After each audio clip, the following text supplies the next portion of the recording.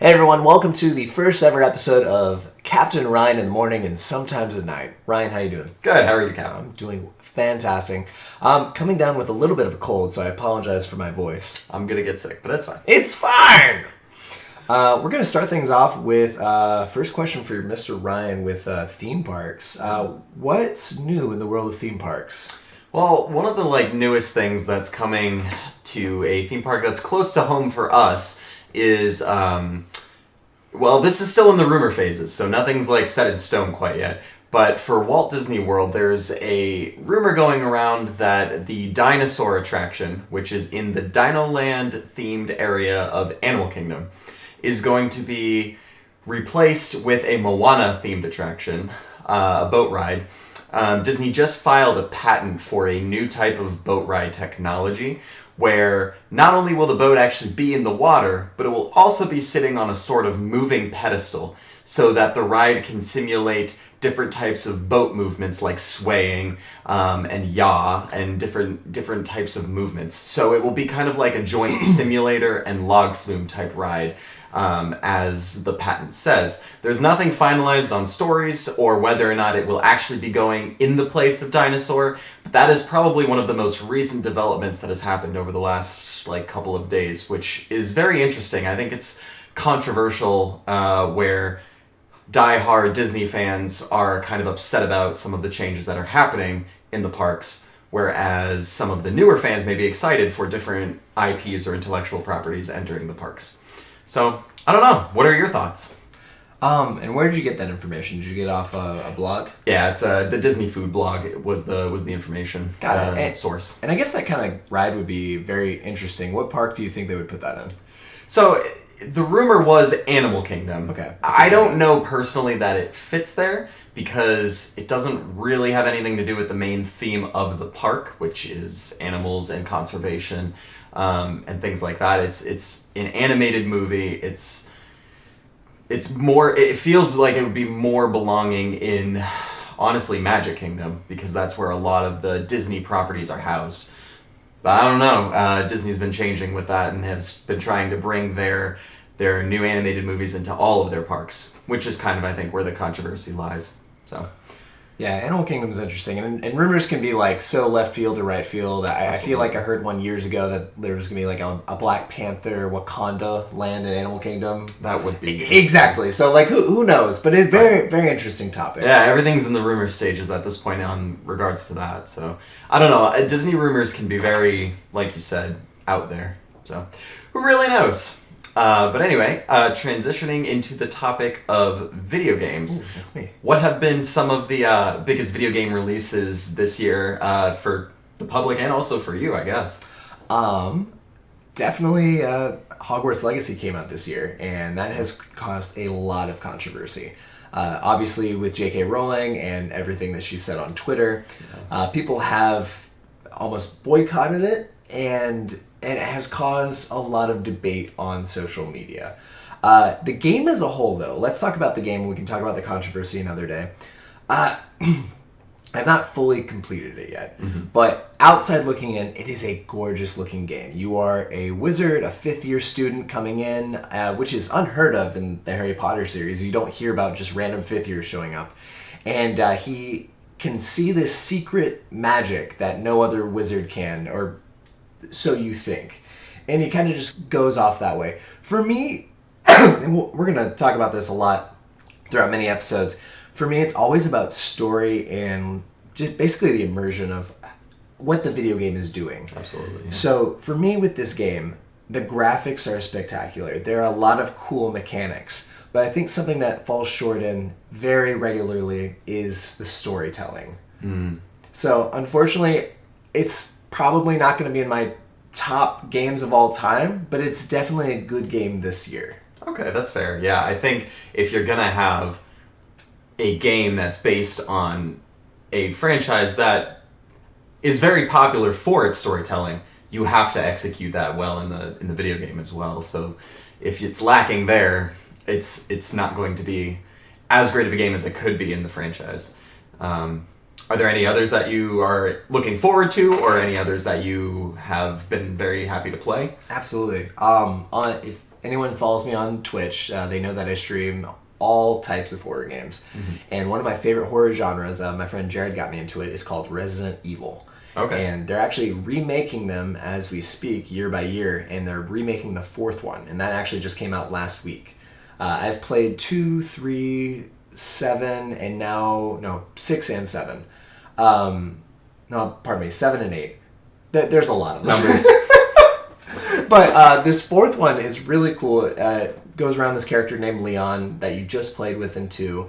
And my friend just kind of describes it as a very strange game. So I'm very excited to try it out. The graphics obviously look spectacular. But like I said, I'm very excited to see the story, the characters that kind of immerse you. Interesting. I'm sure you'll probably stream that, so I'm excited to see you do that. Absolutely. Another question for Mr. Ryan. What are some of the most exciting upcoming attractions at theme parks around the world? I know we have one coming out, I think, in a week for Orlando. We got the Tron ride, right? Pretty soon, yeah. Sound like a boomer, the Tron ride. Pretty soon. Tron Light Cycle Run is opening on April 4th at the Magic Kingdom in Walt Disney World. This ride is a copy and paste from Shanghai's Disney World, or Disneyland. So it does already exist somewhere, but we're excited to get it over here in America. And I had the opportunity to experience it before it officially opens. And it's interesting. It is a very cool coaster. The seat is what makes it the most interesting, I think, the ride vehicle, because you're not like sitting as you would in a normal typical roller coaster, but you're very much leaned forward to the point where you're almost laying down. That kind of is what it feels like, but it's more like so you're riding a bike or a motorcycle. And the ride is only about 60 seconds long. And from the preview, of course, it didn't have all of the pre-shows or operating effects necessarily running yet because they were still in its testing phase. But it doesn't explain a lot of the story or franchise of Tron, which was a problem for me only because, like you said, immersion and storytelling is very important to me when it comes to an attraction.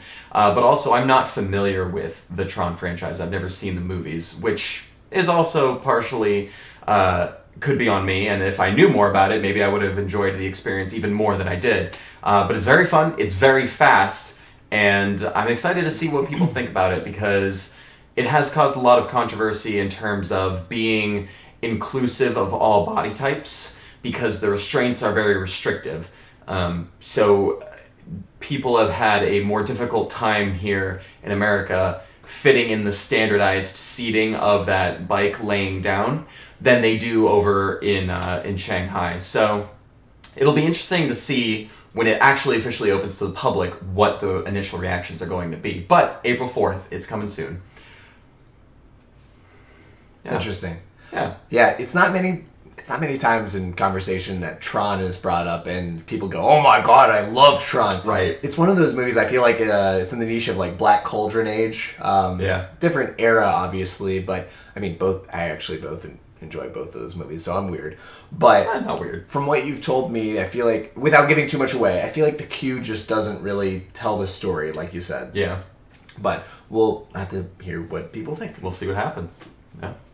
Do you want to ask me one more question? We'll go for the final? Yeah, let's do that. Let's do that. Okay. Let's see. Okay, so we've talked about some games that have just recently come out or are coming out very soon. So are you satisfied with the direction that gaming is going? Are there things that you think should be changing? What types of things are like evolving in the world of gaming? Oh, absolutely. So the gaming industry is very strange because you have these AAA titles that take decades to make games. Sure. And most of the time, they're very good. So let's talk about, Red Dead Redemption 2, Grand Theft Auto 5. Rockstar normally does a good job. However, that could be a whole different rabbit trail of how Rockstar Studios treats their workers. Mm-hmm. They were making these game developers work almost 80-hour weeks to make these games possible for years. Mm-hmm. And the outcome obviously was great, but however, look at these indie game developers also popping out these amazing hits, and they're treating their workers very well. Mm-hmm. Now, some other controversies that I would love to talk about is kind of like microtransactions and how that is entering the field kind of as a huge sense of revenue for most of these companies. You can joke and laugh at this game that I'm about to talk about, but Fortnite is still around, which is very strange if you think about it. This game came out, I think, in 2016, 2017. Wow, has it been that long? Yes. Wow. And the only reason that it's around is it keeps raking in that dough because it doesn't own, but it keeps borrowing all of these IPs that all of us know and enjoy. Right. So it's just one more skin. But, all of that adds up, and this game is still around. Now, granted, it's fun to play, but it's not something that I continuously love to enjoyably play because it's the same game, admittedly. So, I guess with that, I hope to see less microtransactions, but a lot of these AAA developers and a lot of these developers that want to make money, they will either put lots of these microtransactions just for cosmetics, or they'll slice up the game where you could have had the full game, but we're now going to sell portions of it as DLC. Yeah. The funniest meme I've ever seen of it is when someone takes a picture of a sandwich or a cheeseburger that you could get at McDonald's, but then it says, oh, but you got to buy the ketchup, the tomato, the lettuce, all for another price. Yeah. So I feel like they're taking a page right out of the book of mobile gaming. yes. Because that's what really all of them have gone the route of. So it'll be kind of sad to see bigger PC console games also taking that route. But I guess they will do whatever they can do to get the money. Yeah.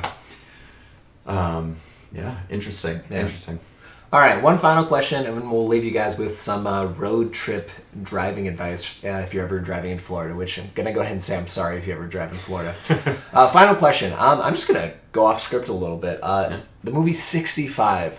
The box office hit this, I think, 2 weekends ago, was Scream 6. And now I've only seen the first Scream movie. I think Ryan... I haven't even seen the first one. Haven't seen them. That is a franchise that I need to start getting into. It's been on my list for a very long time. But Absolutely. I have a lot of movies on my list, so... And we'll definitely get to it, and we'll definitely review it. But 100%. We'll talk about the movie 65. Now, 65 was definitely not the box office like everyone's going to it. I believe there was only 4 actors in it. It was basically about a futuristic... Actually, not giving too much away, but Adam Driver is fighting Jurassic Park reptiles, if you will. Yeah. It was something. Ryan, what are your thoughts right off the bat? Well, spoilers free, obviously. Spoiler free, absolutely, no spoilers. It was interesting because seeing the trailers for it, I was very excited because you've got a big name like Adam Driver, who has been, I think, growing in popularity ever since Star Wars. And I was very excited for it because, like, you kind of think, okay, if they got this person in it, it's gonna be good, right?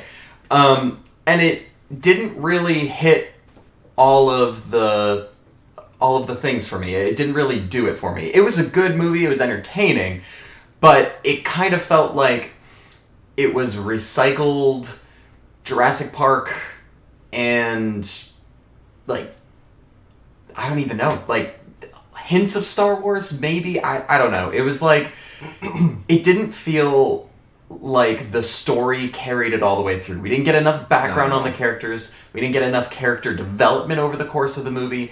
It felt moderately predictable, and it just, it was very slow at times. I enjoyed the movie. I'm glad I saw it, but I'd probably give it like a 3 out of 5. Probably. It was decent. Couldn't agree more. There were a lot of really cool action scenes, and obviously CGI is what it is nowadays. Mm-hmm.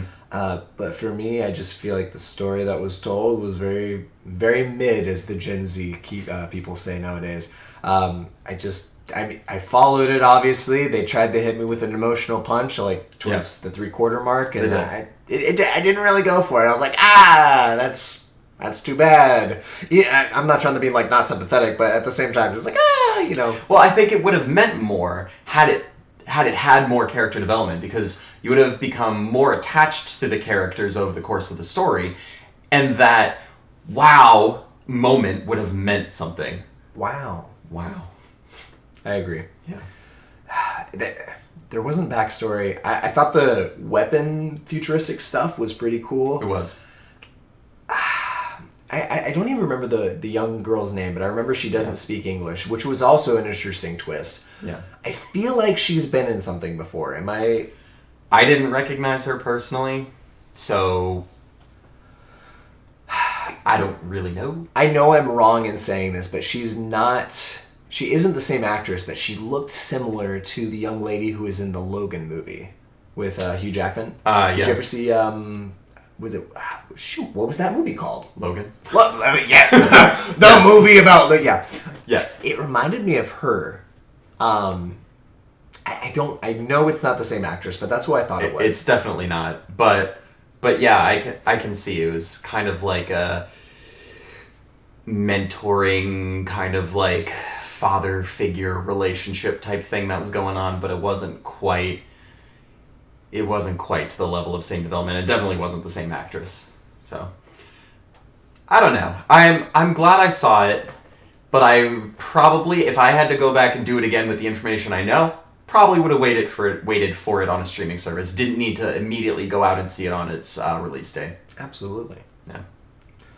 Well, Ryan, this has been fun. For our viewers at home, if you have any questions about video games, theme parks, or you want us to review a movie, please let us know somehow on social media. Yeah. And if you're driving on Florida roads, what do you think they should do, Ryan? They should always do at least the speed limit. Just do at least the speed limit, especially if you're near, that city called Kissimmee.